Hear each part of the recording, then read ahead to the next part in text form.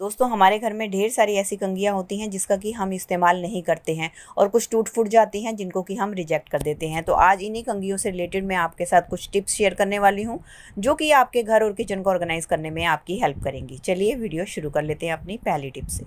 दोस्तों आलू के चिप्स तो हम सब बनाते ही हैं, लेकिन आलू के चिप्स बनाने के लिए हमें अक्सर चिप्स कटर की जरूरत पड़ती है, लेकिन हर किसी के पास चिप्स का कटर होता नहीं है। तो उस टाइम पे हमें आलू के चिप्स बनाने होते हैं तो हम नॉर्मली चाकू का इस्तेमाल करते हैं, जिससे इसके चिप्स बनाने में हमारा काफी सारा टाइम चला जाता है। तो आज मैं आपके साथ जो ट्रिक शेयर करने वाली हूँ उसकी मदद से आप मिनटों में ही अपने ढेरों चिप्स बनाकर तैयार कर सकते हैं। उसके लिए आप क्या करें, पहले आप आलू को इस तरीके से छील लें। उसके लिए आप क्या करें, पहले आलू को छील लें और छीलने के बाद आपको जरूरत होगी इस तरीके से एक कॉम्ब की। आप इस बात का ध्यान रखें कि आपकी कॉम्ब नहीं होनी चाहिए। तो उसके बाद आपने क्या करना है, कॉम्ब को लेना है और आपने आलू के बीचों बीच आपने इस तरीके से इसको लगा देना है। अब इसकी मदद से मैं आपको चिप्स काट कर दिखाती हूँ।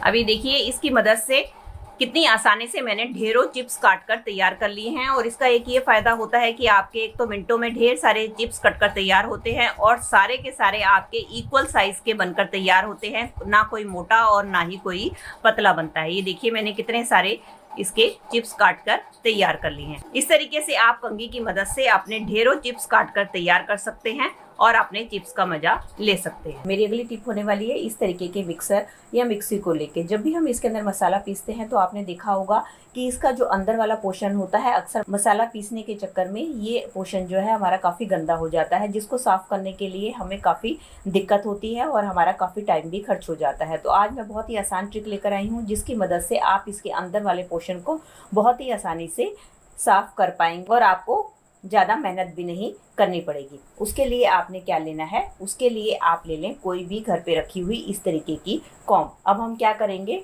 अब हमें चाहिए होगा एक और साफ सुथरा सा कपड़ा। कोई भी आप कपड़ा ले लीजिए। अब हमें क्या करना है, अब हमें जो कपड़ा है उसको हमने अपने इस कॉम्ब के ऊपर इस तरीके से लपेट देना है। इस कपड़े के ऊपर हम अच्छी तरीके से लपेट देंगे और इसका ऊपर वाला पोर्शन जो है अलग ना हो और ये खुले ना, इसके लिए हम लेंगे एक रबड़ बैंड और रबड़ बैंड की मदद से हम इसको अच्छी तरीके से सिक्योर कर देंगे।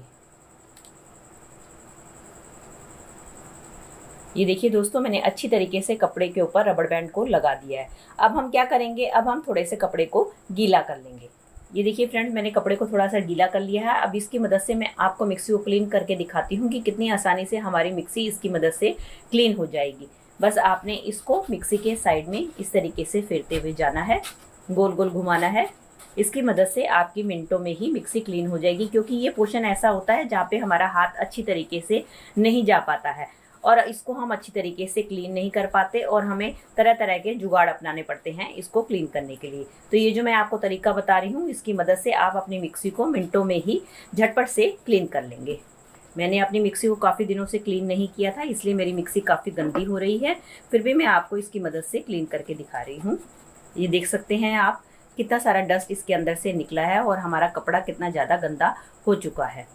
इस तरीके से आप अपनी अच्छी तरीके से कॉम्ब की मदद से क्लीन कर सकते हैं और कॉम्ब की मदद से आप इसका ये जो साइड वाला पोर्शन है इसको भी अच्छी तरीके से क्लीन कर सकती हैं, क्योंकि यहाँ पर भी हमारा हाथ नहीं जाता, जिसके कारण इस पोर्शन को क्लीन करने में भी हमें काफ़ी दिक्कत आती है। अब आप देख सकते हैं कि मेरा कपड़ा भी कितना गंदा हो चुका है और इसके अंदर से सारी की सारी गंदगी निकल चुकी है। आई होप आपको दिखाई दे रहा हो कि पहले कितना गंदा था, अब ये कितना एकदम क्लीन हो चुका है। नेक्स्ट टाइम जब भी आपको मिक्सी के अंदर का पोर्शन क्लीन करना हो तो आप इस तरीके कॉम्ब की मदद ले सकते हैं। जब भी हम इस तरीके के बर्तन को वॉश करते हैं तो हमें स्टील स्क्रबर का यूज करते हैं, लेकिन स्टील स्क्रबर को जब हम इसके साथ यूज करते हैं तो क्या होता है, कई बार ये स्टील स्क्रबर हमारे हाथों में जो है चुभ जाता है। इसके कारण हमें काफी दर्द भी होता है और काफी परेशानी भी होती है। ये हमारे हाथों में ना चुभे उसके लिए मैं आपको एक जुगाड़ बताती हूँ कि आप क्या करें। उसके लिए लें आप इस तरीके का हेयर ब्रश जिसका कि आप इस्तेमाल नहीं करते हैं या टूट फूट गया है या खराब हो गया है। इसको आप अच्छी तरीके से वॉश करके अच्छी तरीके से सैनिटाइज कर लें या अच्छी तरीके से इसको वॉश कर लें। वॉश करने के बाद आपने क्या करना है,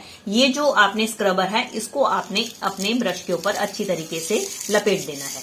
इसको हम ब्रश के ऊपर चिपकाएंगे। उसका फायदा ये होता है क्योंकि इसके ब्रश के जो ब्रिसल्स होते हैं ये बाहर निकले होते हैं, और ये जो हमारा स्क्रबर है इसको जब हम इसके ऊपर लगाते हैं तो ये अच्छी तरीके से ग्रिप बना लेते हैं और अच्छी तरीके से इसके अंदर फिट हो जाते हैं। हम बर्तनों को जितना मर्जी रगड़ें या घिसें तो इसके कारण ये इसमें से हमारा स्क्रबर बाहर निकलता भी नहीं है और इससे हमारे बर्तन मांजना और भी आसान हो जाता है। इसकी मदद से आप कोई भी अपने बर्तन वॉश करेंगे तो ये ना तो आपके हाथों पे चुभेगा और ना ही ये आपके हाथों को परेशान करेगा किसी तरीके से, और बड़ी आसानी से इसकी मदद से आपके बर्तन इजीली साफ हो जाएंगे। इसकी मदद से आप कोई भी बॉटल्स वगैरह जिसके अंदर आपका हाथ नहीं जा पाता है, आप बॉटल्स को भी इसकी मदद से इजीली साफ कर सकते हैं। जब हम इन तरीके कॉम्ब का रेगुलर इस्तेमाल करते हैं, कई बार हमने मेहंदी लगाई होती है या हम अपने जो है बालों को वॉश नहीं कर पाते, और जब हम कॉम्ब करते हैं तो आपने देखा होगा हमारी कॉम्ब जो है इस तरीके से गंदी हो जाती है। तो अपनी कॉम्ब को प्रोटेक्ट करने के लिए, ताकि ये गंदी ना हो, क्योंकि हम इसको बार बार रोज़ रोज़ तो इस कॉम्ब को हम धो नहीं सकते हैं, अगर हम इस गंदी कॉम्ब का अपने बालों में इस्तेमाल करते हैं तो इन्फेक्शन का भी डर रहता है। तो आप इसको कैसे प्रोटेक्ट करके रखें डस्ट से, तो उसके लिए ये मेरा हैक आपके लिए काफ़ी यूज़फुल होने वाला है। उसके लिए आपने क्या करना है, उसके लिए आप लें इस तरीके से कोई भी पॉलीथीन जो आपके घर पे पड़ा है, और इसको हम इसके ऊपर की साइड से कट कर लेंगे। एक लंबा सा पॉलीथीन का पीस काट लिया है। अब हम क्या करेंगे, अब इस पॉलीथीन को हमने कॉम्ब को रखना है इस पॉलीथीन के इस तरीके से बीच में, और बीच में रख के हमने क्या करना है, धीरे धीरे से इस पॉलीथीन को इस कॉम्ब के अंदर हमने डालना है।